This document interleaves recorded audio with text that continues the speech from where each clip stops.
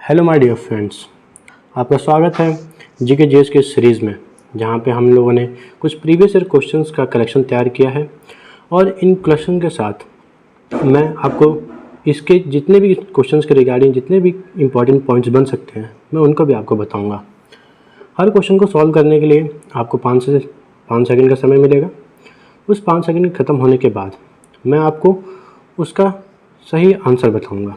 तो चलिए हम अपने पहले क्वेश्चन की तरफ बढ़ते हैं। और हमारा पहला क्वेश्चन है, पंजाब की साइन लैंग्वेज क्या है?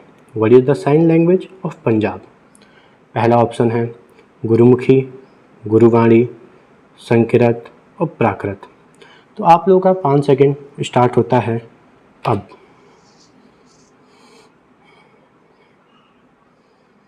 चलिए, आप लोगों का समय हो गया अब ख़त्म। तो इसका सही आंसर है गुरुमुखी। गुरुमुखी एक जो कि पंजाब की साइन लैंग्वेज है। अगर हम इस बात को ध्यान में रखें, ये जो गुरुमुखी के जो अगर आज गुरुमुखी पंजाब में अगर फेमस है, उनका श्रेय जाता है अंगद जी को। अंगद देव जी को इसका श्रेय जाता है, जो कि गुरुओं के द्वितीय गुरु थे। गुरु नानक देव के बाद अंगद देव जी का नाम आता है। तो चलिए हम इससे अब कुछ इम्पॉर्टेंट पॉइंट्स जान लें जो इस क्वेश्चन के रिगार्डिंग हैं। अपने की पॉइंट्स हैं, जैसे पंजाब के सीएम कौन है, पंजाब के गवर्नर कौन है, पंजाब का हड़प्पा में क्या रोल है, पंजाब में आर्यंस में क्या, जब आर्यंस जो वैदिक सभ्यता जब स्टार्ट हुई थी, उसमें पंजाब का क्या रोल था, पंजाब में कौन से युद्ध हुए, मॉडर्न इंडिया में पंजाब का क्या रोल था। इस तरह के क्वेश्चंस हमेशा कॉम्पिटिटिव एग्ज़ाम में पूछे जाते हैं। जैसे ये दो तो एक करंट अफेयर्स के क्वेश्चंस माने जाते हैं, इनको आपको हमेशा करंट अफेयर्स के तौर पे याद करना पड़ता है। जैसे अभी पंजाब के सीएम भगवंत मान सिंह जी हैं, तो ये चीज़ आपको याद रखना पड़ेगा। हर एग्ज़ाम से पहले आप इस चीज़ को ज़रूर देख के जाएँ। और जैसे गवर्नर हो गए बनवारी लाल जी, ये भी एक हमेशा करंट अफेयर्स का क्वेश्चन रहा है।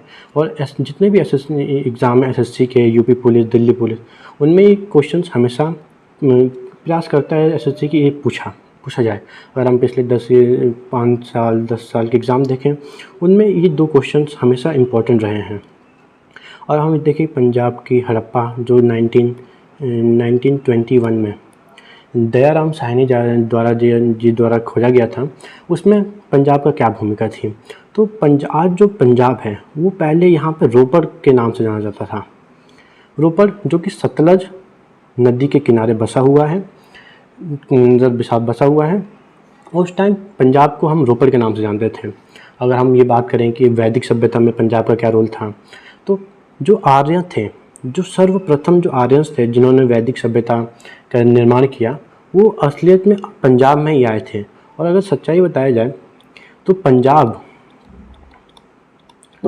आज जिस पंजाब को आप जानते हैं, उसका नाम जो दिया गया वो आर्यन द्वारा दिया गया था, क्योंकि पंजाब एक 5 नदियों का समूह है, इसलिए आर्यंस ने पंजाब कहा था। जो इम्पोर्टेंट युद्ध हैं जो कि अक्सर क्वेश्चन पूछे जाते हैं, वो है सिकंदर और पोरस का युद्ध 1325 का। देखिए, ये एक बहुत इम्पॉर्टेंट युद्ध माना जाता है, क्योंकि 1325 में जब सिकंदर भारत पे चढ़ाई कर रहा था, तब कोई भी राजा इस बात को तैयार नहीं था कि वो उसका मुकाबला करे, क्योंकि सिकंदर अपने आप में एक बहुत बड़ा शासक था। तो उस टाइम पोरस के जो राजा थे, पूर्व के जो राजा थे पोरस, उन्होंने सिकंदर का मुकाबला किया। और यह जो मुकाबला है उसे झेलम का युद्ध के नाम से, झेलम के युद्ध से नाम से फेमस है। तो ये आप देखिए। और हम मॉडर्न इंडिया में बात करें, मॉडर्न इंडिया, तो यहाँ पे एक बहुत बड़ा हादसा हुआ था, जिसे हम 1919 में जलियांवाला बाग हत्याकांड कहते हैं। इसमें बहुत सारे लोग मारे गए थे। एक्चुअली क्या हुआ था कि ये कांग्रेस का अधिवेशन था, बट लोगों को नहीं पता था कि घर से बाहर निकलना मना है। पर जिसकी वजह से 1919 में जलियांवाला बाग हत्याकांड हो गया। तो चलिए हम अपने अब दूसरे क्वेश्चन के तरफ बढ़ते हैं। हमारा दूसरा क्वेश्चन है, भारतीय भूमि की दक्षिणतम अधिकांश क्षेत्र क्या है? इसका मतलब what is the southern most area of Indian land.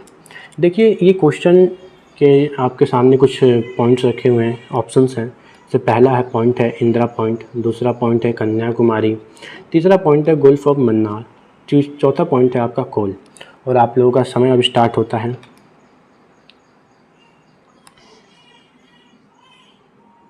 चलिए अब आप लोगों का समय ख़त्म हो चुका है। इसका सही आंसर है इंदिरा पॉइंट। देखिए ये क्वेश्चन जो था, ये क्वेश्चन हमेशा दो तरीके से पूछा जाता है, एक वाटर बॉडी और दूसरा एक लैंड बॉडी। अगर हम वाटर बॉडी की बात करें तो उसका सही आंसर तो इंदिरा पॉइंट है। पर हम अगर लैंड बाउंड्री की बात करें,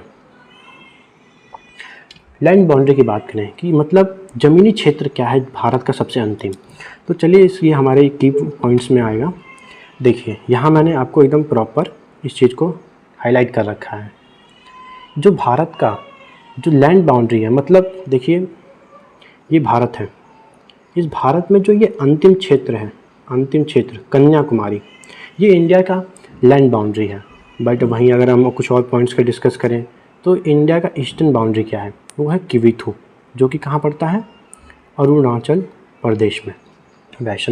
वेस्टर्न एरिया की बात करें तो वो पड़ता है गोहर मोती, जो कि कहाँ पड़ता है, गुजरात में। अक्सर ये क्वेश्चन देखे जाते हैं कि ईस्टर्न बाउंड्री क्या है इंडिया की, वेस्टर्न बाउंड्री क्या है, और अक्सर जो सबसे ज़्यादा चर्चा में रहता है वो है नॉर्दर्न, क्योंकि नॉर्दर्न एरिया है तो जो है वो पाकिस्तान के ऑक्युपाइड में भी क्षेत्र है और कुछ क्षेत्र हमारा चीन के कब्जे में भी है। तो ये जो क्षेत्र है यहाँ पे लद्दाख का जो अंतिम क्षेत्र है, ये इसको क्या कहा जाता है, इंदिरा काल। अक्सर बच्चे इस चीज़ में फंसते हैं। आप इस बात को ध्यान देखिए यहाँ पे नॉर्दर्न पूछा गया है पर बच्चे क्या लिख देते हैं, इंदिरा पॉइंट, जो कि क्या है, जो कि एक साउदर्न एरिया है हमारा। इस चीज़ में याद रखें कि ये कॉल है और ये क्या है, ये पॉइंट है। इस चीज़ का आप हमेशा ध्यान रखें। चलिए अब हम अपने तीसरे क्वेश्चन की तरफ बढ़ते हैं। हमारा तीसरा क्वेश्चन है, सूर्य सबसे पहले भारत के किस राज्य में उगता है? The sunrise in which state of India firstly. आपके पास ऑप्शंस हैं गुजरात, राजस्थान, अरुणाचल प्रदेश और असम। तो चलिए आपका समय शुरू होता है अब।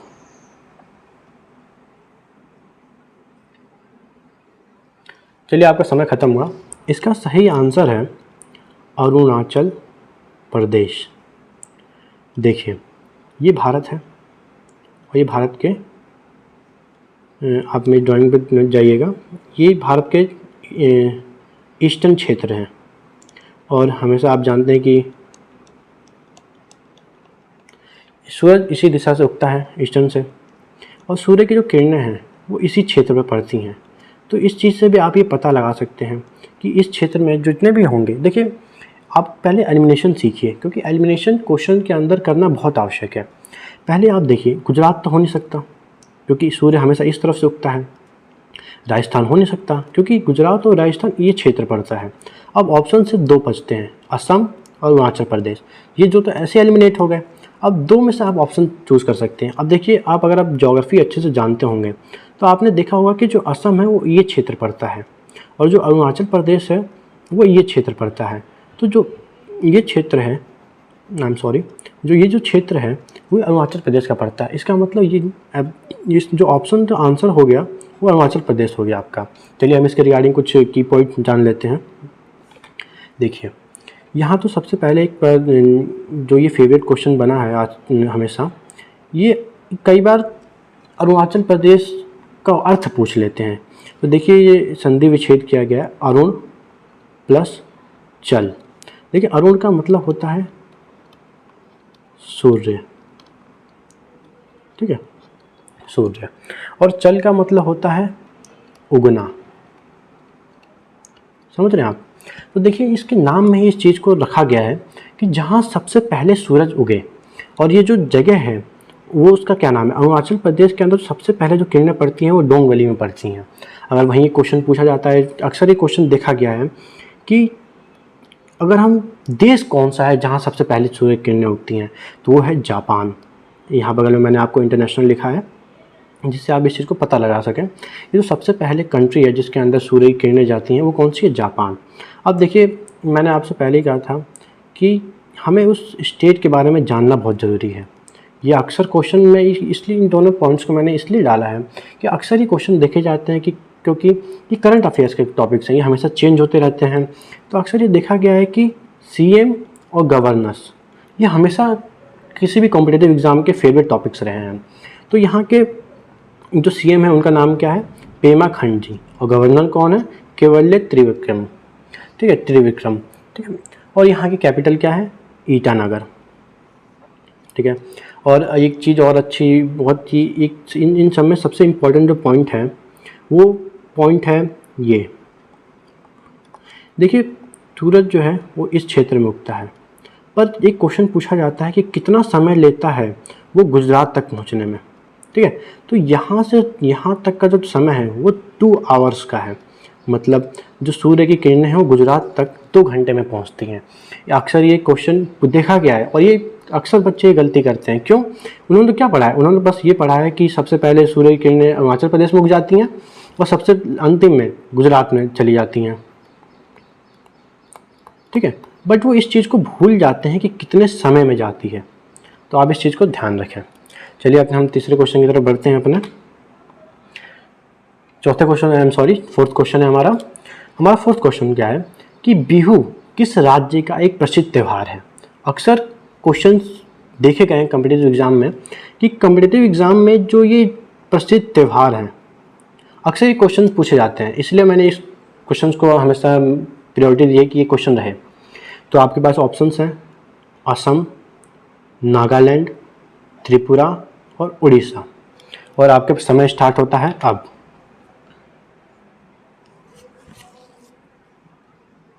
चलिए, आपका समय अब समाप्त होता है। तो जो इसका सही आंसर है वो क्या है? बिहू का असम। असम राज्य में जो बिहू है वो उसका सेलिब्रेशन किया जाता है।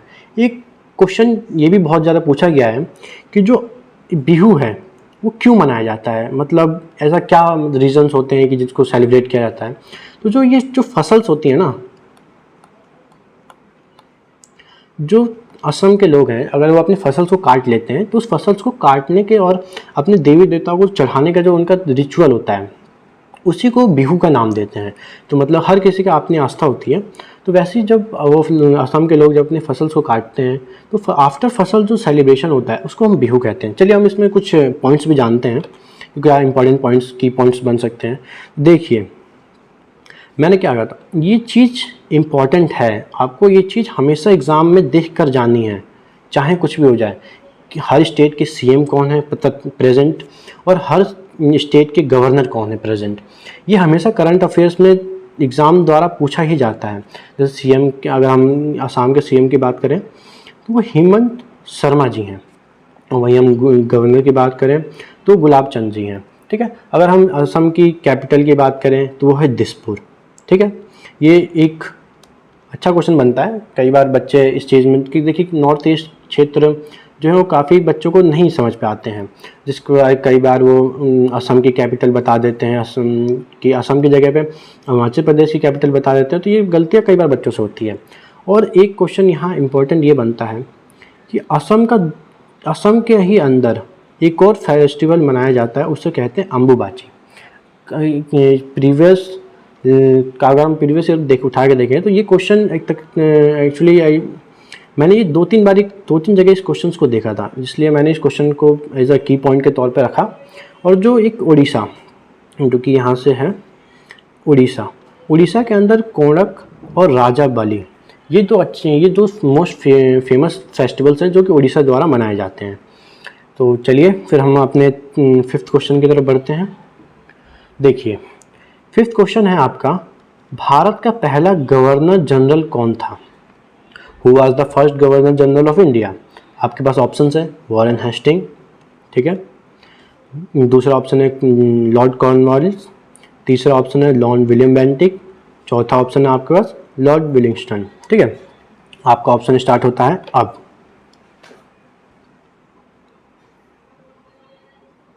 चलिए अब इसका हम आंसर जानने की कोशिश करते हैं। एक्चुअली इसका जो गवर्नर जनरल ऑफ इंडिया है वो थे लॉर्ड कैनिंग, ठीक है। एक्चुअली बहुत ज़्यादा बच्चों को दिक्कत होता है कि इस चीज़ को वो नहीं समझ पाते हैं कि कौन थे गवर्नर ऑफ इंडिया। एक्चुअली इसमें ये ऑप्शन गलत है, इसके सही आंसर है लॉर्ड विलियम बेंटिक, ठीक है, लॉर्ड विलियम बेंटिक। देखिए इस चीज़ को मैंने यहाँ पे लिख दिया है कि जिससे आपको आने वाली परीक्षा में कोई दिक्कत ना हो। ये देखिए सबसे पहले जो चीज़ थी वो गवर्नर ऑफ बंगाल बनाया गया, ठीक है, जो कि कौन थे, रॉबर्ट क्लाइव। फिर उसके बाद इस पोस्ट को किस में चेंज किया, गवर्नर जनरल ऑफ बंगाल में, जिसके कौन बने governor general, Warren Hasting.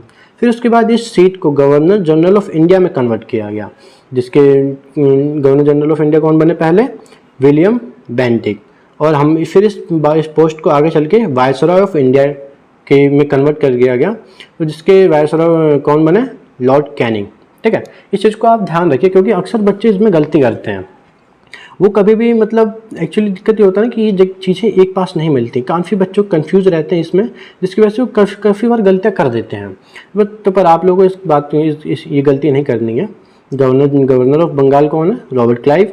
Governor general of Bengal कौन है, Warren Hasting. Governor general of India कौन है, वॉरेन बेंटिक। और वायसरॉय ऑफ इंडिया कौन है, लॉर्ड कैनिंग, ठीक है। तो चलिए हम फिर अपने अगले क्वेश्चन की तरफ चलते हैं। 6th, गौतम बुद्ध के बचपन का नाम क्या था, what was the childhood name of Gautam Buddha, ठीक है। आपके पास ऑप्शंस हैं सिद्धोधन, राहुल, सिद्धार्थ, महावीर। तो आपका समय स्टार्ट होता है अब।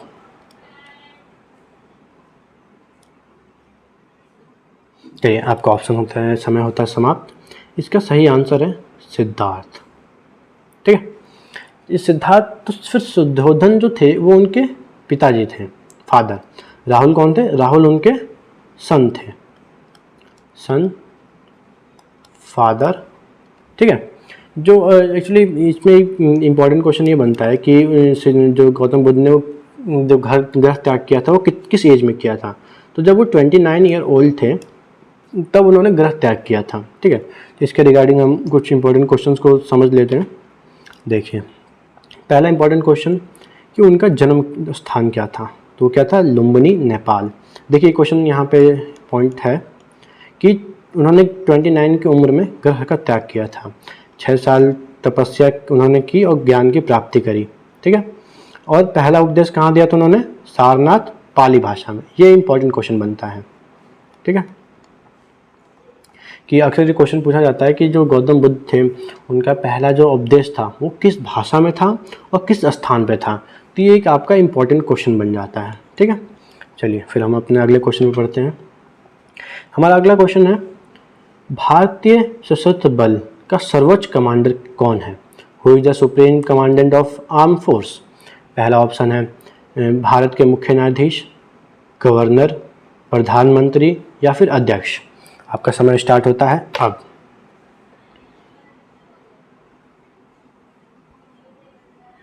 चलिए अब समय आपका समाप्त हुआ। इसका सही आंसर है प्रेसिडेंट। अक्सर ये इम्पॉर्टेंट पर्सन है अपने जो अपनी कंट्री के, हर कंट्री के एक प्रेसिडेंट वहाँ के फर्स्ट पर्सन के तौर पे देखा जाता है। और अक्सर ये क्वेश्चन भी बनता है कि किसी भी देश का पहला व्यक्ति कौन होता है, तो पहले व्यक्ति उस देश के प्रेसिडेंट होते हैं, ठीक है। इनके रिगार्डिंग हम कुछ इंपॉर्टेंट पॉइंट्स देख लेते हैं। तो देखिए अभी हाल ही में द्रौपदी मुर्मू जी यहाँ की नई प्रेसिडेंट बनी है भारत की। तो वो कौन सी पोजीशन की प्रेसिडेंट बनी है, तो वो है 15th, ठीक है। और जो प्रेसिडेंट जो पद है वो कौन से पार्ट में आता है, तो पार्ट 5 जिसका नाम है यूनियन। और देखिए फिर हम पार्ट 5 के किस आर्टिकल में आता है, ये एक इम्पॉर्टेंट क्वेश्चन यहाँ से पुट किया जाता है एग्जाम, कॉम्पिटिटिव एग्जाम द्वारा। देखिए कि किस आर्टिकल 52 में इंट्रोडक्शन ऑफ प्रेसिडेंट लिखा हुआ है। आर्टिकल 53 में कार्यपालिका, मतलब वो क्या क्या कार्य करेंगे, एक अपने अंतर्गत जो 5 ईयर का जो उनका अंतराल होता है उसके अंदर वो क्या क्या काम करेंगे, इस चीज़ को इसमें ध्यान रखा जाता है। आर्टिकल 54 निर्वाचन मंडल। देखिए निर्वाचन मंडल का मतलब होता है कि अगर वोट होगा, अगर प्रेसिडेंट का चुनाव होगा तो उसमें कौन कौन लोग वोट डाल सकते हैं। ऐसा नहीं है कि कोई भी चला और जाके वोट डाल दिया, नहीं। ये चीज़ जो होती है वो तय करी जाती है कि कौन लोग इस चीज़ के लिए इम्पोर्टेंट रहेंगे, कौन लोग इस चीज़ का वोट करेंगे प्रधानमंत्री के मतलब प्रेसिडेंट के इलेक्शन में, ठीक है। आर्टिकल 55 है निर्वाचन विधि। इलेक्शन का प्रोसेस क्या रहेगा। देखिए, एक हर इलेक्शन का एक अपना प्रोसेस होता है, वैसे ही प्रधानमंत्री जी मतलब प्रेसिडेंट के चुनाव का क्या तरीका रहेगा, क्या विधि रहेगी। और सबसे इम्पोर्टेंट क्वेश्चन जो बनता है वो बनता है आर्टिकल 61, ठीक है, मतलब महाभियोग। अगर किसी प्रेसिडेंट से आप खुश नहीं हैं तो उसको कैसे हटाया जाए, ठीक है। तो उसके लिए आर्टिकल 61 के तहत महाभियोग लगाया जाता है। अगर राष्ट्रपति के चुनाव में कोई भी किसी भी तरह का विवाद हो जाता है, उस विवाद को कौन हैंडल करेगा, सुप्रीम कोर्ट ऑफ इंडिया, ठीक है। और शपथ कौन दिलाता है, एक ये इंपॉर्टेंट क्वेश्चन बनता है। प्रेसिडेंट को शपथ कौन दिलाता है, तो वो कौन है, मुख्य न्यायाधीश। और इस वक्त हमारे प्रेसिडेंट मुख्य न्यायाधीश कौन है, आर.वी. रमन। इस चीज़ को आप याद रखिए। देखिए, जो हाल ही में जो प्रेजेंट नियुक्तियां होती हैं उस चीज़ का आप हमेशा ध्यान रखें। जैसे मैंने आपको बताया था कि सीएम कौन है, गवर्नर कौन है, ये जो प्रेजेंट हाल ही में जो नियुक्तियां हुई होती हैं उनका आप अक्सर ध्यान रखा करें, क्योंकि ये जो करंट चेंजेस होते हैं, करंट अफेयर्स जो होते हैं, जो हाल ही में कंट्री के अंदर जो चेंजेस हुए होते हैं वो अक्सर क्वेश्चन पूछे जाते हैं। चलिए ठीक है, फिर हम अपने अगले क्वेश्चन की तरफ बढ़ते हैं। देखिए, अगला क्वेश्चन भी हमारा क्या है, फेस्टिवल से है। फेस्टिवल कौन, पोंगल कहाँ का प्रसिद्ध त्यौहार है। Pongal is a famous festival of which state. आपके पास ऑप्शन है कर्नाटक, तमिलनाडु, केरल, आंध्र प्रदेश। आपका समय स्टार्ट होता है अब।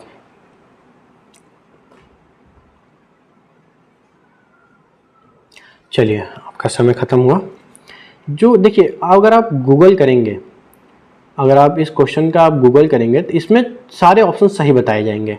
पर देखिए, जब भी कोई चीज़ किसी स्टेट से देखी जाए तो हमेशा हमें ये देखना होता है। देखिए, अक्सर जनजातीय जो ट्राइब्स का जो क्वेश्चंस होते हैं अक्सर बच्चे उसमें फंस जाते हैं। इसलिए हमें ये देखना है कि आखिर वो चीज़ किस जगह से निकली, मतलब वो किस, उसका जो बर्थ प्लेस है वो क्या है।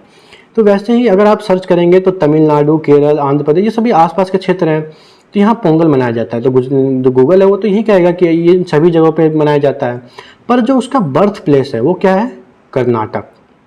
आपको ये चीज़ ध्यान रखना है। जब भी आप इस तरह के क्वेश्चंस को करें तो आप हमेशा इस बात का ध्यान रखें कि उसका बर्थ प्लेस क्या है, ठीक है, क्योंकि अक्सर इसमें बच्चे गलतियां करते हैं और वो ये चीज़ गूगल से पूछते हैं और जिसकी वजह से कई बार वो अपनी मिस्टेक्स कर जाते हैं। तो इस चीज़ का आप ध्यान रखिए। तो चलिए, अब इसके की पॉइंट्स क्या हैं। देखिए, तमिलनाडु में ही कुछ एक इम्पॉर्टेंट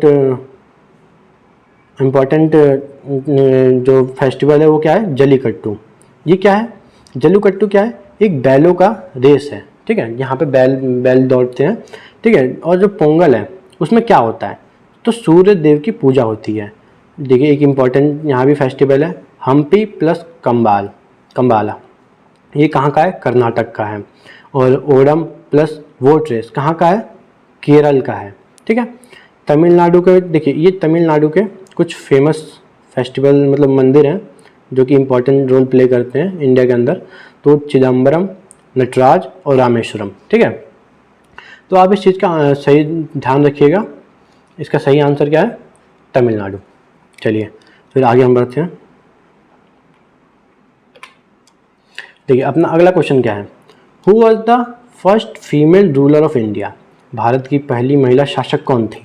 आपके पास ऑप्शन है रानी लक्ष्मीबाई, नूरजहां, रजिया सुल्तान, हरक्का बाई। आपका समय स्टार्ट होता है अब।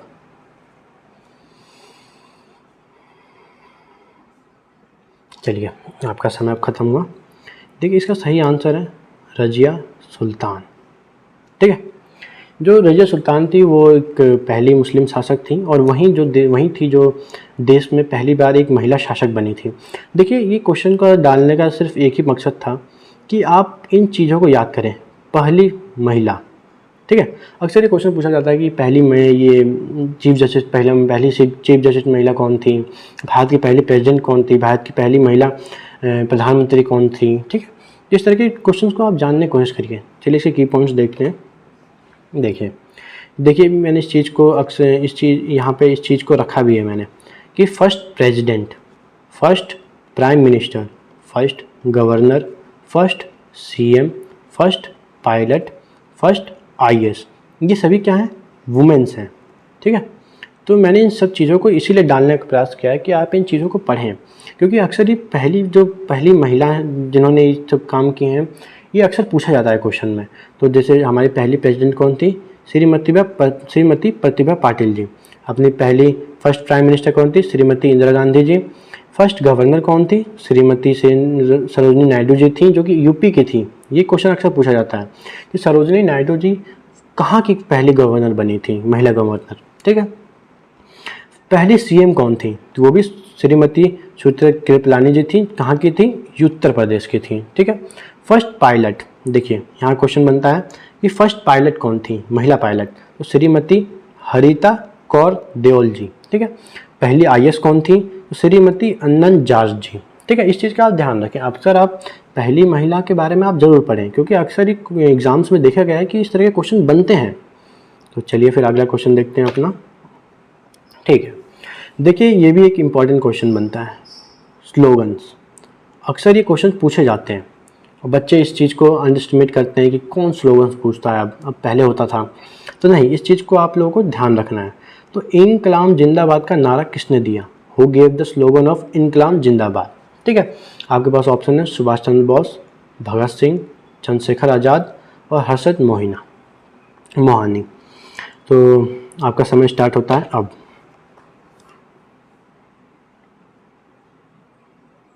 चलिए समय ख़त्म हुआ। देखिए ज़्यादातर बच्चे सोच रहे होंगे कि इस चीज़ का नारा जो है वो भगत सिंह ने दिया होगा। नहीं, आप गलत हैं। ये इसका जो नारा दिया गया है ये हसरत मोहानी जी द्वारा दिया गया है। पर ये बच्चे गलती क्यों कर जाते हैं, क्योंकि ये नारा फेमस भगत सिंह जी के द्वारा हुआ था, समझ रहे हैं। तो इस नारे को किसने दिया था, हसरत मोहानी जी ने। इसके की पॉइंट्स देख लेते हैं हम लोग। देखिए इसके की पॉइंट्स क्या है, तुम मुझे आज़ादी दो तुम मुझे खून दो, मैं तुम्हें आज़ादी दूंगा, ये किसने कहा था, नेताजी ने। सत्यमेव जयते, मदन मोहन मालवीय जी ने। जय जवान जय किसान, देखिए एक इम्पॉर्टेंट है। मैं जो आपको यहाँ जहाँ मैं इम्पॉर्टेंट लिख रहा हूँ वो ये क्वेश्चंस कई बार देखे गए हैं, इसीलिए मैं इन चीज़ों को हाईलाइट भी करते जा रहा हूँ, आपको बताते जा रहा हूँ, ठीक है। ये किसने दिया था, लाल बहादुर शास्त्री जी ने। पूर्ण स्वराज की मांग, ठीक है, ये किसने करी थी, जवाहरलाल नेहरू जी ने। दिल्ली अभी दूर है, ये किसने कहा था, नवाजुद्दीन औलिया ने, ठीक है। ये भी एक इम्पॉर्टेंट पॉइंट बनता है, ठीक है। तो ये अपना जो कि क्वेश्चन तो सीरीज़ थी वो अब समाप्त होती है। अगर आपको हमारा ऑफलाइन क्लासेस ज्वाइन करनी है तो आप इस नंबर पर व्हाट्सएप करें और इस एड्रेस पे plot number 48 sector 5 Rajendra Nagar में आप हमसे कांटेक्ट कर सकते हैं। अगर आपको ऑनलाइन क्लासेस लेनी है तो व्हाट्सएप ये नंबर है हमारा, इस पर आप व्हाट्सएप कर सकते हैं, ठीक है। Thank you so much.